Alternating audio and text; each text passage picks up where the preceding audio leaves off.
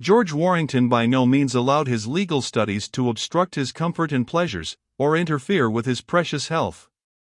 Madame Esmond had pointed out to him in her letters that though he wore a student's gown, and sate down with a crowd of nameless people to Hall Commons, he had himself a name, and a very ancient one, to support, and could take rank with the first persons at home or in his own country, and desired that he would study as a gentleman, not a mere professional drudge.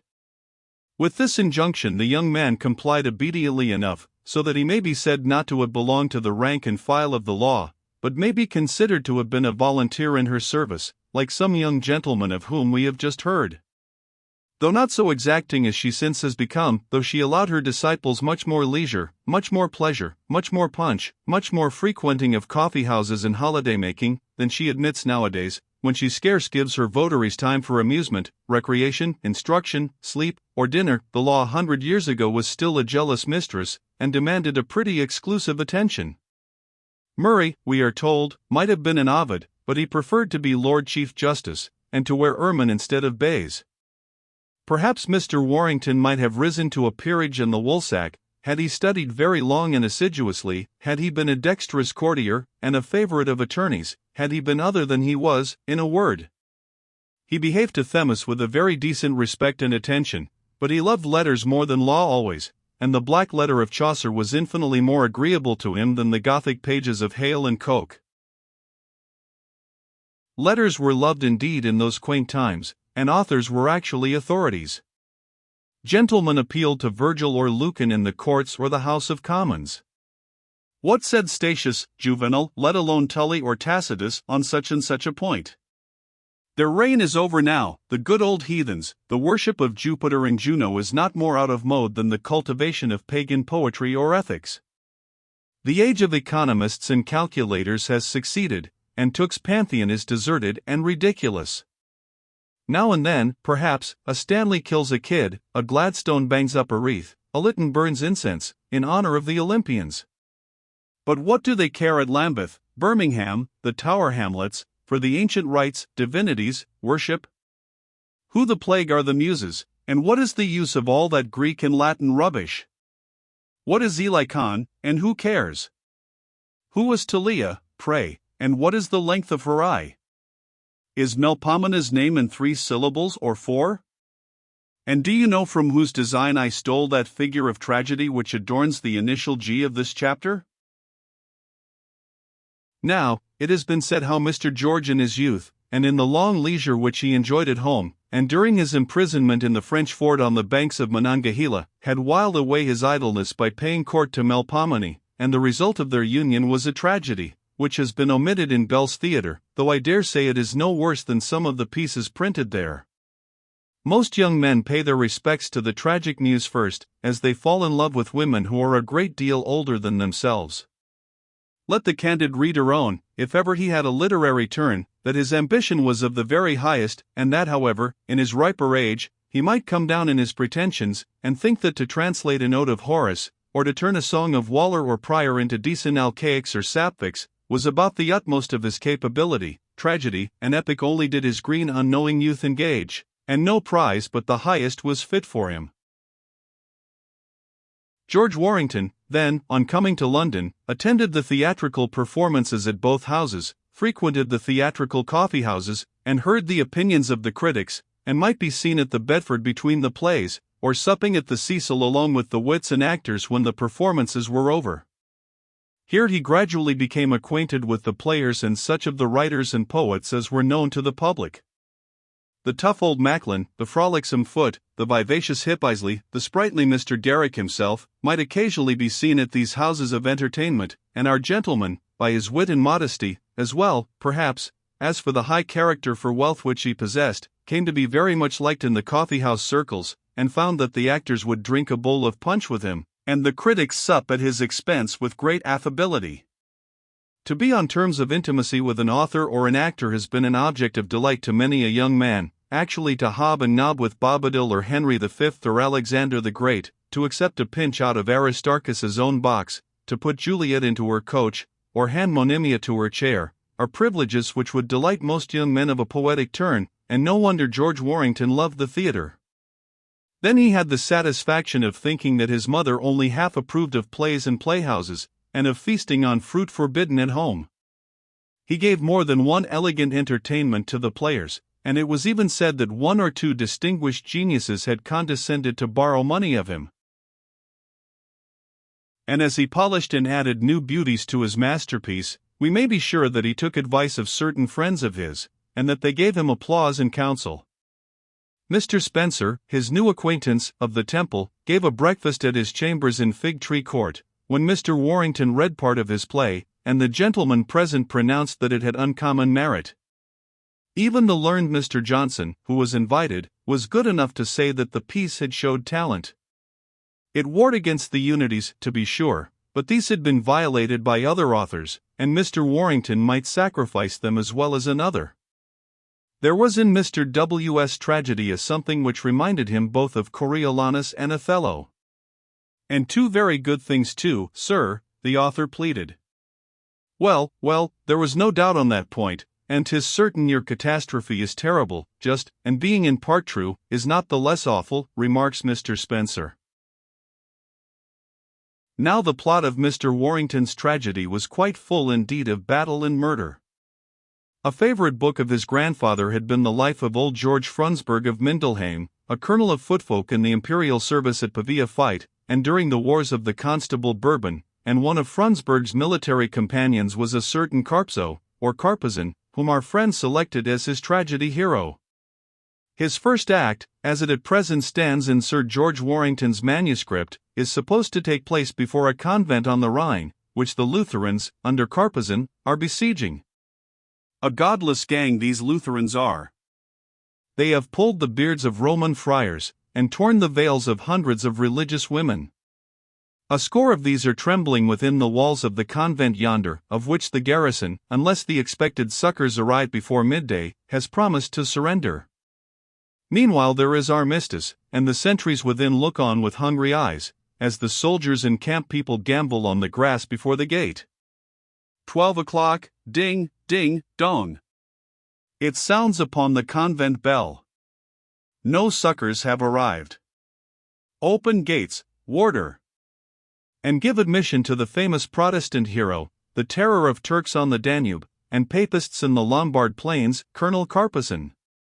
See, here he comes, clad in complete steel, his hammer of battle over his shoulder, with which he has battered so many infidel sconces, his flags displayed, his trumpets blowing.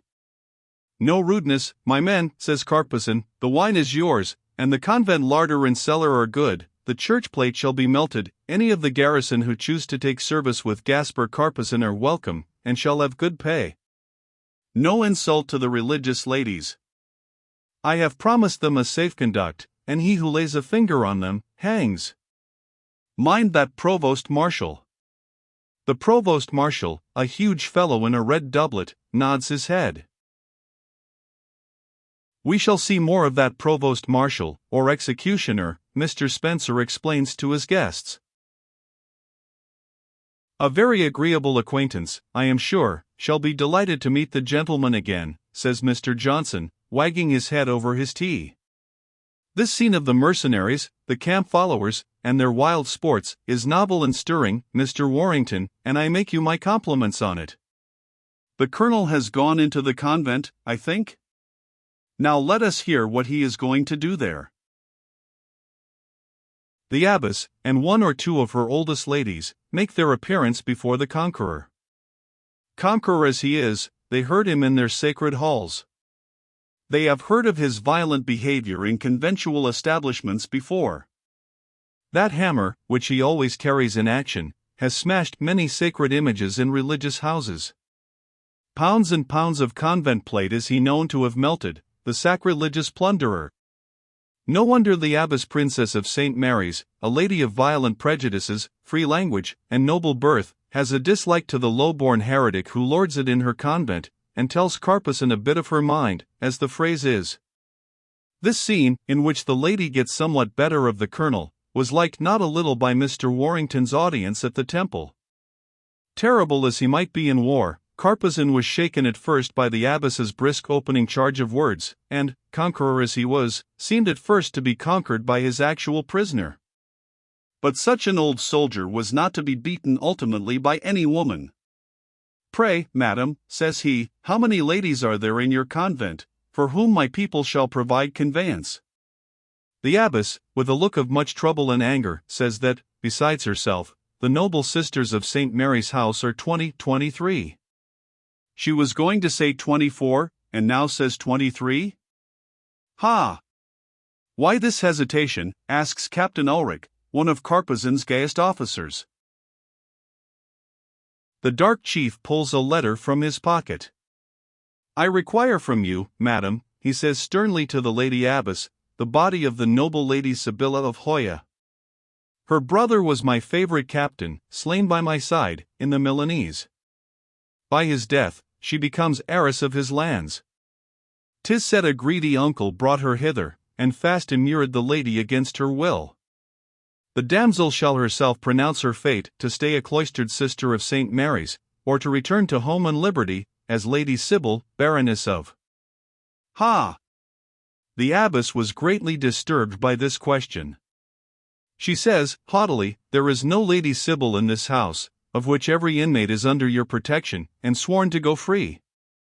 The sister Agnes was a nun professed, and what was her land and wealth revert to this order. "Give me straightway the body of the Lady Sybil of Hoya," roars Carpezan, in great wrath.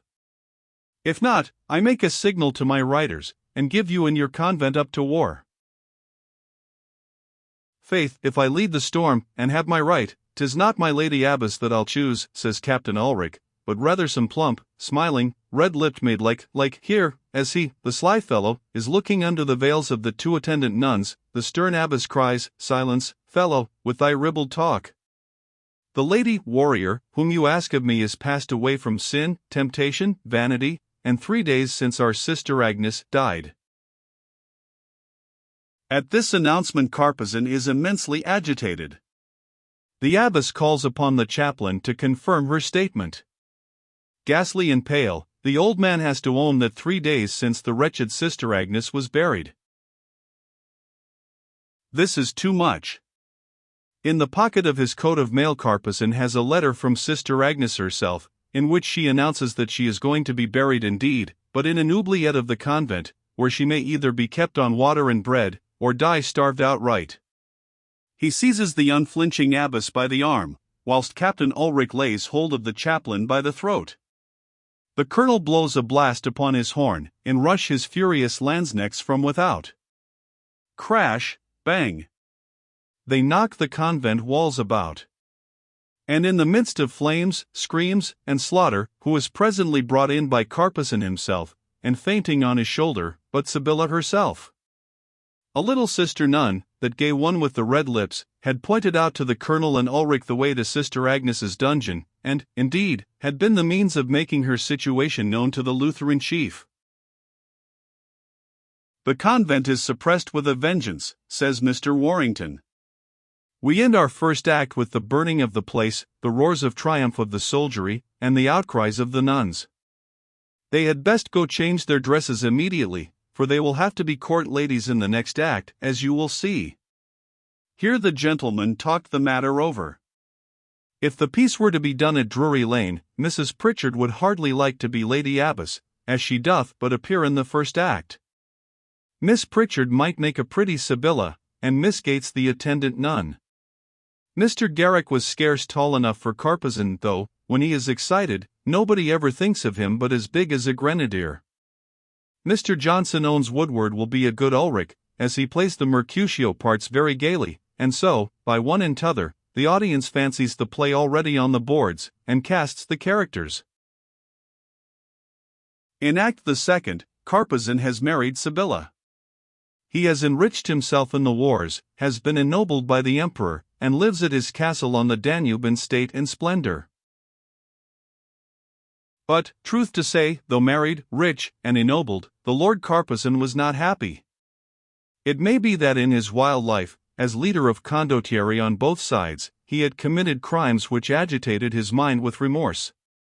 It may be that his rough soldier manners consorted ill with his imperious highborn bride. She led him such a life I am narrating as it were the Warrington manuscript, which is too long to print in entire, taunting him with his low birth, his vulgar companions, whom the old soldier loved to see about him, and so forth, that there were times when he rather wished that he had never rescued this lovely, quarrelsome, wayward vixen from the oubliette out of which she fished her. After the bustle of the first act, this is a quiet one, and passed chiefly in quarreling between the Baron and Baroness Carpezan, until horns blow, and it is announced that the young King of Bohemia and Hungary is coming bunting that way. Act 3 is passed at Prague, whither His Majesty has invited Lord Carpezan and his wife, with noble offers of preferment to the latter. From Baron he shall be promoted to be Count, from Colonel he shall be General-in-Chief. His wife is the most brilliant and fascinating of all the ladies of the court, and as for Karpsov— "Oh, stay, I have it, I know your story, sir, now," says Mr. Johnson. "'Tis in Matarenus, in the Theatrum Universum. I read it in Oxford as a boy, Carpezanus or Karpsov." "That is the fourth act," says Mr. Warrington. "In the fourth act the young king's attentions towards Sibylla grow more and more marked, but her husband, battling against his jealousy, long refuses to yield to it, until his wife's criminality is put beyond a doubt, and here he read the act, which closes with the terrible tragedy which actually happened. Being convinced of his wife's guilt, Carpezan caused the executioner who followed his regiment to slay her in her own palace. And the curtain of the act falls just after the dreadful deed is done, in a side chamber illuminated by the moon shining through a great oriel window, under which the king comes with his lute, and plays the song which was to be the signal between him and his guilty victim. This song, writ in the ancient style, and repeated in the piece, being sung in the third act previously at a great festival given by the king and queen, was pronounced by Mr. Johnson to be a happy imitation of Mr. Waller's manner, and its gay repetition at the moment of guilt, murder, and horror, very much deepened the tragic gloom of the scene." "But whatever came afterwards?" he asked. "I remember in the Theatrum, Carpezan is said to have been taken into favor again by Count Mansfield, and doubtless to have murdered other folks on the reformed side." Here our poet has departed from historic truth. In the fifth act of Carpezan, King Louis of Hungary and Bohemia, sufficiently terror-stricken, no doubt, by the sanguinary termination of his intrigue, has received word that the Emperor Solomon is invading his Hungarian dominions. Enter two noblemen who relate how, in the council which the king held upon the news, the injured Carpezan rushed infuriated into the royal presence, broke his sword, and flung it at the king's feet along with a glove which he dared him to wear, and which he swore he would one day claim. After that wild challenge the rebel fled from Prague, and had not since been heard of, but it was reported that he had joined the Turkish invader, assumed the turban, and was now in the camp of the Sultan, whose white tents glance across the river yonder, and against whom the king was now on his march. Then the king comes to his tent with his generals, prepares his order of battle, and dismisses them to their posts, keeping by his side an aged and faithful knight, his master of the horse, to whom he expresses his repentance for his past crimes, his esteem for his good and injured queen, and his determination to meet the day's battle like a man. What is this field called? Mohacs, my liege, says the old warrior, adding the remark that ere set of sun, Mohacs will see a battle bravely won. Trumpets and alarms now sound, they are the cymbals and barbaric music of the Janissaries. We are in the Turkish camp, and yonder, surrounded by turbaned chiefs, walks the Sultan Solomon's friend, the conqueror of Rhodes, the redoubt Grand Vizier. Who is that warrior in an eastern habit, but with a glove in his cap? 'Tis Carpezan. Even Solomon knew his courage and ferocity as a soldier. He knows the ordnance of the Hungarian host, in what arms King Louis is weakest, how his cavalry, of which the shock is tremendous, should be received, and inveigled into yonder morass, where certain death may await them. He prays for a command in the front, and as near as possible to the place where the traitor King Louis will engage. "'Tis well," says the grim vizier, "our invincible emperor surveys the battle from yonder tower. At the end of the day, he will know how to reward your valor." The signal guns fire, the trumpets blow, the Turkish captains retire, vowing death to the infidel, and eternal fidelity to the Sultan. And now the battle begins in earnest, and with those various incidents which the lover of the theatre knoweth. Christian knights and Turkish warriors clash and skirmish over the stage. Continued alarms are sounded. Troops on both sides advance and retreat. Carpezan, with his glove in his cap, and his dreadful hammer smashing all before him, rages about the field, calling for King Louis. The renegade is about to slay a warrior who faces him, but recognizing young Ulrich, his ex-captain, he drops the uplifted hammer, and bids him fly, and think of Carpezan. He is softened at seeing his young friend, and thinking of former times when they fought and conquered together in the cause of Protestantism. Ulrich bids him to return, but of course that is now out of the question. They fight. Ulrich will have it, and down he goes under the hammer. The renegade melts in sight of his wounded comrade, when who appears but King Louis, his plumes torn, his sword hacked, his shield dented with 1,000 blows which he has received and delivered during the day's battle. Ha! Who is this? The guilty monarch would turn away, perhaps Macbeth may have done so before, but Carpezan is on him. All his softness is gone. He rages like a fury. An equal fight, he roars. A traitor against a traitor. Stand, King Louis. False king, false knight, false friend, by this glove and my helmet, I challenge you. And he tears the guilty token out of his cap, and flings it at the king. Of course they set to, and the monarch falls under the terrible arm of the man whom he has injured. He dies, uttering a few incoherent words of repentance, and Carpezan, leaning upon his murderous mace, utters a heartbroken soliloquy over the royal corpse. The Turkish warriors have gathered meanwhile, the dreadful day is their own. Yonder stands the dark vizier, surrounded by his janissaries, whose bows and swords are tired of drinking death. He surveys the renegade standing over the corpse of the king. Christian renegade, he says, Allah has given us a great victory. The arms of the sublime emperor are everywhere triumphant. The Christian king is slain by you. Peace to his soul. He died like a good knight, gasps Ulrich, himself dying on the field.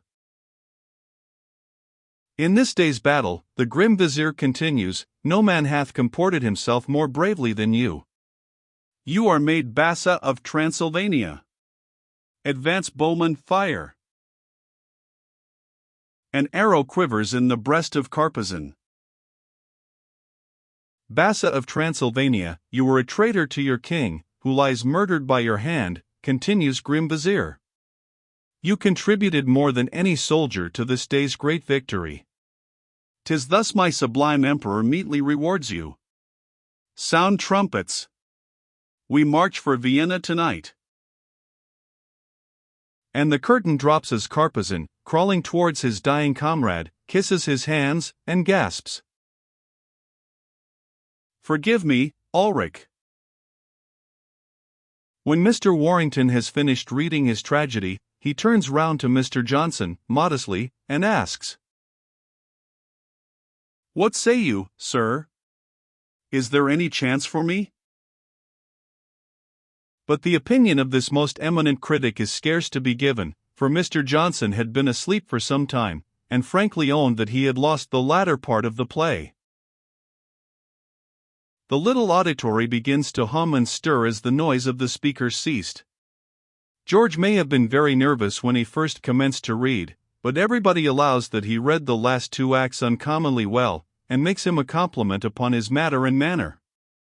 Perhaps everybody is in good humor because the piece has come to an end. Mr. Spencer's servant hands about refreshing drinks.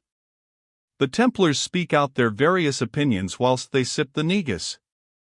They are a choice band of critics, familiar with the pit of the theatre, and they treat Mr. Warrington's play with the gravity which such a subject demands. Mr. Fountain suggests that the vizier should not say fire, when he bids the archers kill Carpezan, as you certainly don't fire with a bow and arrows. A note is taken of the objection. Mr. Figtree, who is of a sentimental turn, regrets that Ulrich could not be saved, and married to the comic heroine. Nay, sir, there was an utter annihilation of the Hungarian army at Mohacs, says Mr. Johnson, and Ulrich must take his knock on the head with the rest. He could only be saved by flight, and you wouldn't have a hero run away. Pronounce sentence of death against Captain Ulrich, but kill him with honors of war.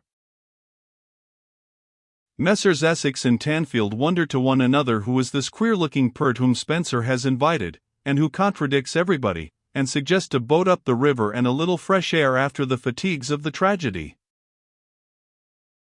The general opinion is decidedly favorable to Mr. Warrington's performance, and Mr. Johnson's opinion, on which he sets a special value, is the most favorable of all. Perhaps Mr. Johnson is not sorry to compliment a young gentleman of fashion and figure like Mr. W., up to the death of the heroine. He says, "I am frankly with you, sir. And I may speak, as a playwright who have killed my own heroine, and had my share of the plausus in the atro. To hear your own lines nobly delivered to an applauding house, is indeed a noble excitement. I like to see a young man of good name and lineage who condescends to think that the tragic muse is not below his advances. It was to a sordid roof that I invited her, and I asked her to rescue me from poverty and squalor. Happy you, sir, who can meet her upon equal terms, and can afford to marry her without a portion." I doubt whether the greatest genius is not debased who has to make a bargain with poetry, remarks Mr. Spencer. "Nay, sir," Mr. Johnson answered, "I doubt if many a great genius would work at all without bribes and necessities, and so a man had better marry a poor muse for good and all, for better or worse, than dally with a rich one. I make you my compliment to your play, Mr. Warrington, and if you want an introduction to the stage, shall be very happy if I can induce my friend Mr. Garrick to present you." "Mr. Garrick shall be his sponsor," cried the florid Mr. Figtree. "Melpomene shall be his godmother, and he shall have the witch's cauldron in Macbeth for a christening font." "Sir, I neither said font nor godmother," remarks the man of letters. "I would have no play contrary to morals or religion, nor, as I conceive, is Mr. Warrington's piece otherwise than friendly to them. Vice is chastised, as it should be, even in kings, though perhaps we judge of their temptations too lightly. Revenge is punished, as not to be lightly exercised by our limited notion of justice. It may have been Carpezan's wife who perverted the king, and not the king who led the woman astray.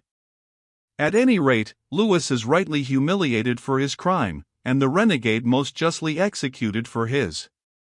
I wish you a good afternoon, gentlemen." And with these remarks, the great author took his leave of the company. Towards the close of the reading, General Lambert had made his appearance at Mr. Spencer's chambers, and had listened to the latter part of the tragedy. The performance over, he and George took their way to the latter's lodgings in the first place, and subsequently to the General's own house, where the young author was expected, in order to recount the reception which his play had met from his Temple critics. At Mr. Warrington's apartments in Southampton Row, they found a letter awaiting George, which the latter placed in his pocket unread, so that he might proceed immediately with his companion to Soho. We may be sure the ladies there were eager to know about the Carpezan's fate in the morning's small rehearsal. Hetty said George was so shy, that perhaps it would be better for all parties if some other person had read the play. Theo, on the contrary, cried out, "Read it, indeed! Who can read a poem better than the author who feels it in his heart?" And George had his whole heart in the piece. Mr. Lambert very likely thought that somebody else's whole heart was in the piece too, but did not utter this opinion to Miss Theo. "I think Harry would look very well in your figure of a prince," says the General. "That scene where he takes leave of his wife before departing for the wars reminds me of your brother's manner not a little." "Oh, Papa! Surely Mr. Warrington himself would act the prince's part best," cries Miss Theo. "And be deservedly slain in battle at the end?" asks the father of the house. "I did not say that, only that Mr. George would make a very good prince, Papa," cries Miss Theo. In which case he would find a suitable princess, I have no doubt. What news of your brother Harry? George, who had been thinking about theatrical triumphs, about monumentum aer perennius, about lilacs, about love whispered and tenderly accepted, remembers that he has a letter from Harry in his pocket, and gaily produces it. Let us hear what Mr. Truant says for himself, Aunt Lambert, cries George, breaking the seal. Why is he so disturbed, as he reads the contents of his letter? Why do the women look at him with alarmed eyes? And why, above all, is Hetty so pale? Here is the letter, says George, and begins to read it. RYD, June 1st, 1758. I did not tell my dearest George what I hoped and intended, when I left home on Wednesday. 'Twas to see Mr. Webb at Portsmouth or the Isle of Wight, wherever his regiment was, and if need was to go down on my knees to him to take me as volunteer on the expedition. I took boat from Portsmouth, where I learned that he was with our regiment encamped at the village of Ryde. Was received by him most kindly, and my petition granted out of hand. That is why I say our regiment. We are 8 gentlemen volunteers with Mr. Webb, all men of birth, and good fortunes except poor me, who don't deserve one.